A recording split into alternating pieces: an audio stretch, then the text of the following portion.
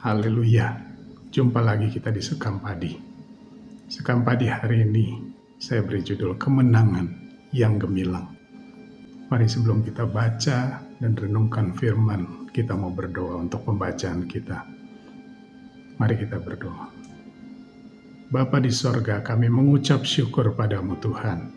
Pagi hari ini kau bangunkan kami dengan kekuatan kesehatan baru darimu. Sebelum kami melangkah dan melakukan aktivitas kami, sepanjang hari ini, kami mau baca dan renungkan firman-Mu. Biarlah Roh Kudus berikan kepada kami hikmat, agar kami dapat mengerti apa yang Kau mau sampaikan di dalam kehidupan kami, Tuhan, lewat firman yang kami baca. Dan biarlah kami boleh melangkah dengan iman kami, beserta denganmu, disertai oleh-Mu, dan kami dapat memperoleh kemenangan yang gemilang bersama-sama denganmu. Terima kasih Bapa di sorga, dalam nama Tuhan Yesus Kristus kami berdoa. Amin. Mari kita buka dalam Yosua 6 ayat yang ke-20. Menulis demikian.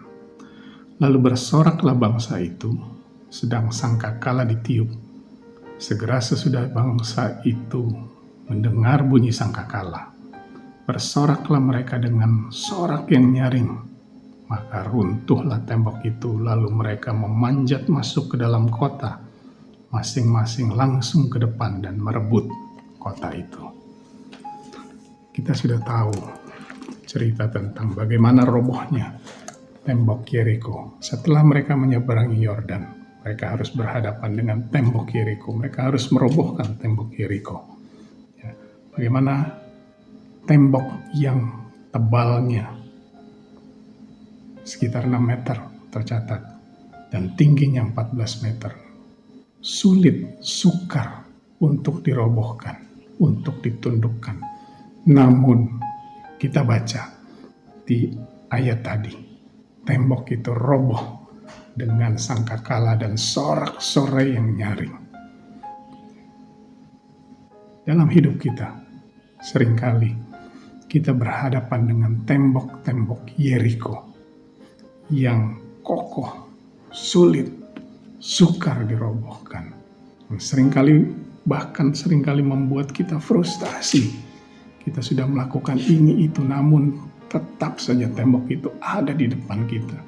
Kita sudah melakukan usaha A, usaha B untuk merobohkan tembok agar jalan kita lancar kembali. Usaha kita lancar kembali, apapun segala pekerjaan kita lancar kembali, namun tembok itu tetap berdiri.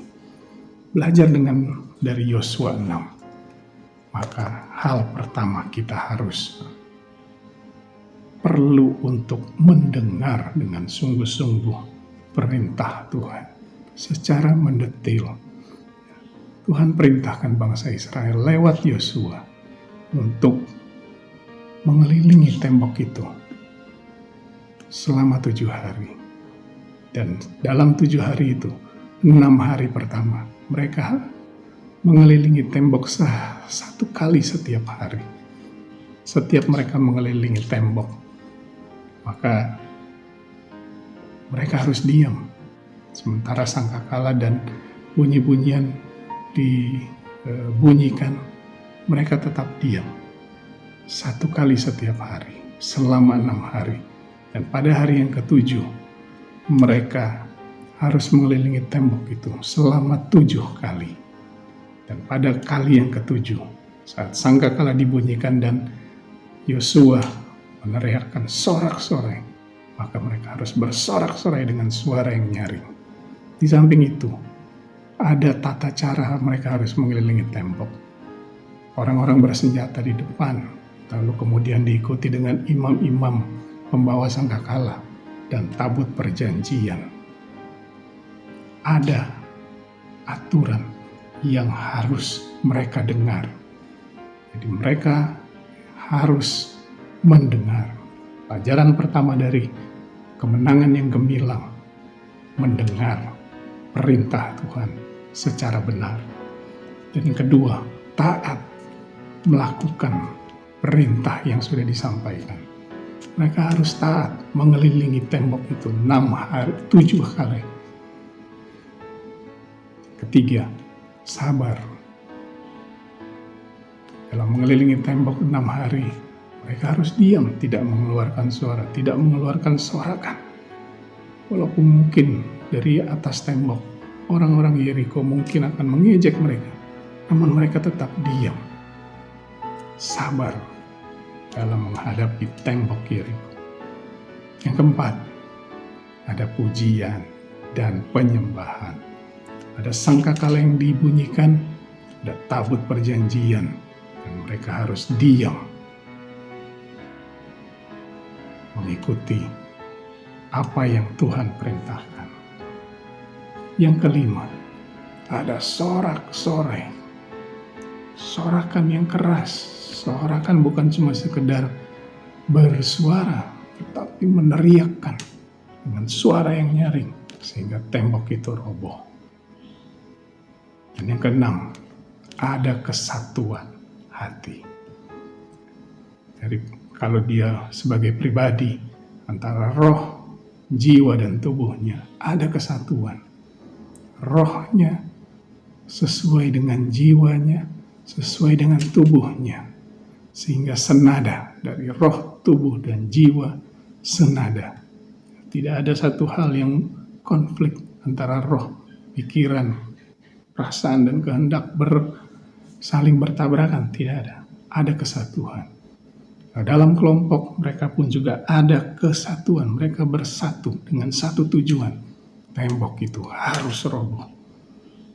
Beban masalah itu harus roboh. Sakit penyakit itu harus roboh. Dan yang terutama, percaya untuk melakukan segala sesuatunya dari langkah pertama sampai langkah ke-6. Mereka harus percaya untuk melakukannya. Mereka harus percaya untuk taat. Mereka harus percaya untuk sabar. Mereka harus percaya untuk memuji dan menyembah Tuhan. Mereka harus percaya untuk bersorak dengan suara nyaring. Dan tembok Yeriko roboh. Untuk memperoleh kemenangan yang gemilang, maka kita harus percaya. Kita harus mendengar. Kita harus taat. Kita harus sabar. Kita harus memuji dan menyembah Tuhan. Kita harus bersorak-sorai. Dan kita harus bersatu. Satu dengan yang lain. Diri kita pun juga harus bersatu. Apa yang ada di hati, ada dalam pikiran kita, keluar dari mulut kita, dan perbuatan tingkah laku kita. Maka tembok Yeriko akan roboh. Kemenangan yang gemilang akan kita raih. Apa yang menjadi tembok Yeriko di dalam kehidupan kita saat ini?